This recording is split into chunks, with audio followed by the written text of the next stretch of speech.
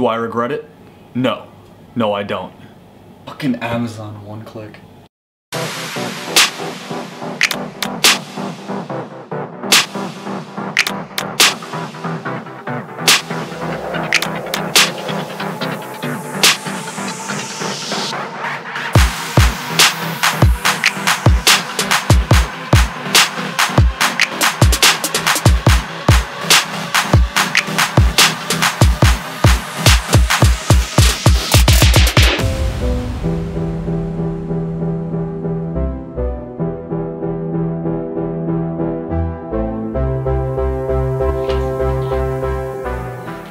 Hey guys, welcome back. So quick down and dirty video.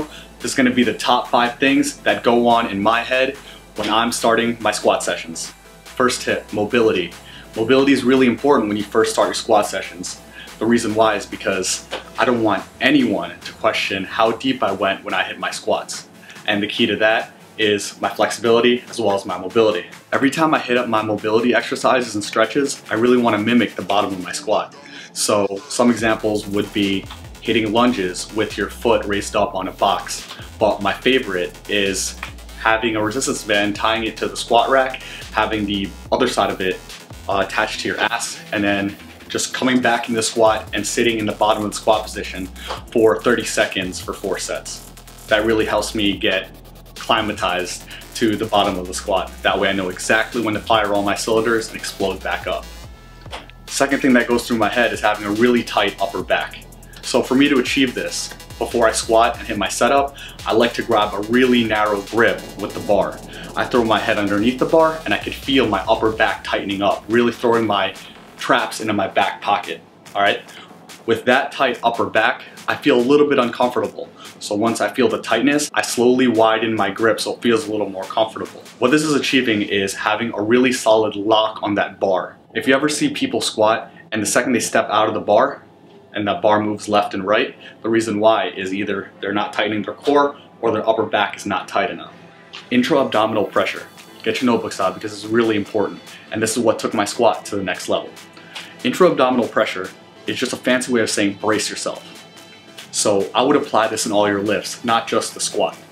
To achieve this, all you have to do is take a deep breath in and take all that air and push it against your abs, all right? All that air creates pressure around your core and it connects your upper and lower half. So let me answer the golden question right now. How do you breathe when you squat? So for me, I just take a deep breath in. Once I feel the pressure against my abs, I squat down, hit the bottom of my squat and explode up. I don't release the air until after my sticking point. So if that means I'm holding my breath or bracing myself for 3 or 4 seconds, pushing all that weight up, so be it.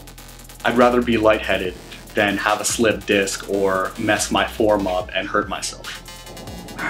Hips break first. These are one of the things that made my squat feel a million times easier. If you videotape yourself squatting from the side, you want that bar line to be straight up and down. For me, before I started breaking my hips first, which I'll explain here in a few seconds, that bar line was zigzagging back and forth. That's just my muscles trying to fire off on different cylinders, and I'm trying to control this weight, and I'm just wasting my energy for the push up. So what do I mean when I say hips break first? So to explain, you kind of have to have an idea of how people do it wrong. So what I mean by this is, if I'm out here squatting, I want my hips to shoot back. That's what I want to break first. A lot of times, I see people kind of break off in sections. So I see people break off like this, right where their hip starts, but they're not shooting their hips back. And then they start bending their knees like this, and then try and shoot back. If you see that, that makes that bar line kind of zigzag. If you can mitigate all this right now by just shooting your hips back. Boom. Come down straight into your squat, bars underneath your heels, and it makes everything a lot smoother. Trace your pinky toe with your knee. Another way of saying this is pushing your knees out. For all you seasoned squatters, the big cue I hear that's being thrown around is throw your knees out. It didn't really make much sense to me because throw my knees out, all right, I'm gonna try my best to do that, but there was no visual cue. So what helped me achieve the knees out sensation is by saying trace my pinky toe with my knee.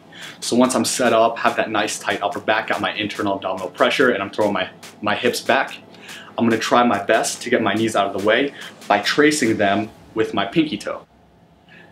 That'll help you, that'll kind of give you a visual cue on pushing your knees out. That way, it gets your legs out of the way to have that straight bar line.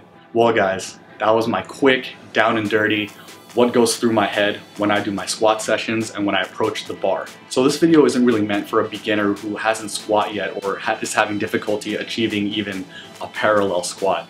This is more for the experienced lifter trying to take their squat to the next level. Because I see a lot of squat PRs all the time, which is all relative, but I never want to get criticized. I always want each one of my squats to be ass to grass and explosive. And those are the 5 things that helped me out, helped me achieve that ass to grass squat. Well guys, if you enjoyed this video or if it helped you out at all, please subscribe right here. And if you're interested in seeing my last deadlift PR, which was I think it was 425 for 8 at 170 pounds, that's right here. Till the next video.